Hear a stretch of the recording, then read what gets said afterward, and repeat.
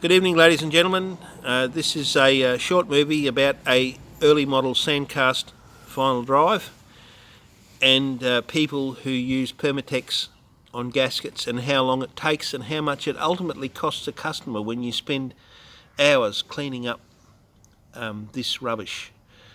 This is the outer hub where the spline goes through. I've had to use an oil stone and a gasket knife, WD-40, and about an hour and a half to get that gasket. I don't know what it was stuck on with, but it wasn't coming off. So here we are over at the bench. Got this final drive apart.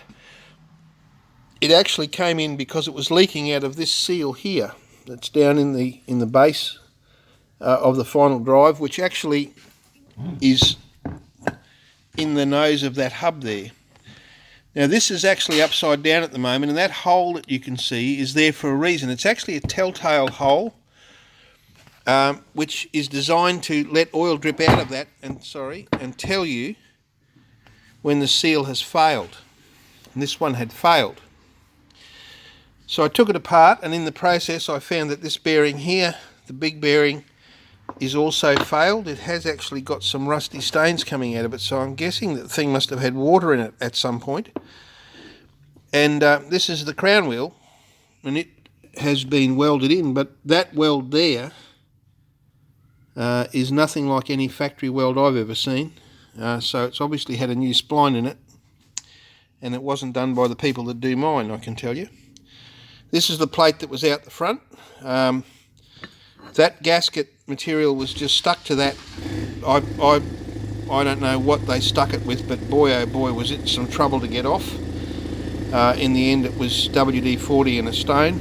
I still have to finish cleaning up the inside of this, but this is where the seal sits in there, the big hub seal that goes on the outside of the bearing. So somewhere on the internet in the last day or so I actually saw somebody saying that you could take that seal out from the outside. Well, on the early Sandcast diffs you can't.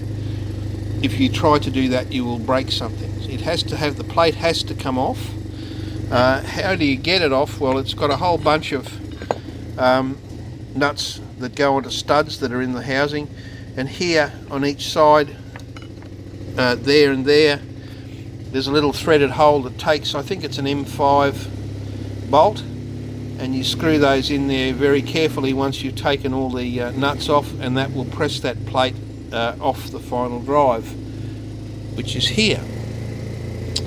Now I haven't finished cleaning up this gasket material on the inside of this here, because quite frankly I got sick and tired of the side of the damn thing. I'll do it in the morning. This is the pinion here. It has a outrigger bearing, a nose bearing here that runs on this end of the pinion. It's held in by that little tiny grub screw there, and there's a bigger bearing, another needle roller bearing in there. They're all needle roller bearings in these early final drives. So to get the seal ring and the lock nut off this pinion shaft, we've made up this tool, and this is made out of an old drive shaft bell, spline bell that goes onto the drive, which is this. Where is that?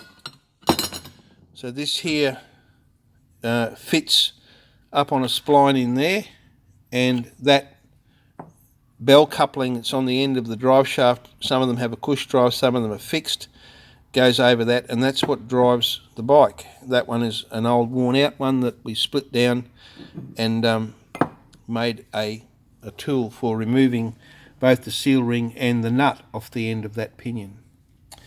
So here's the seal ring here.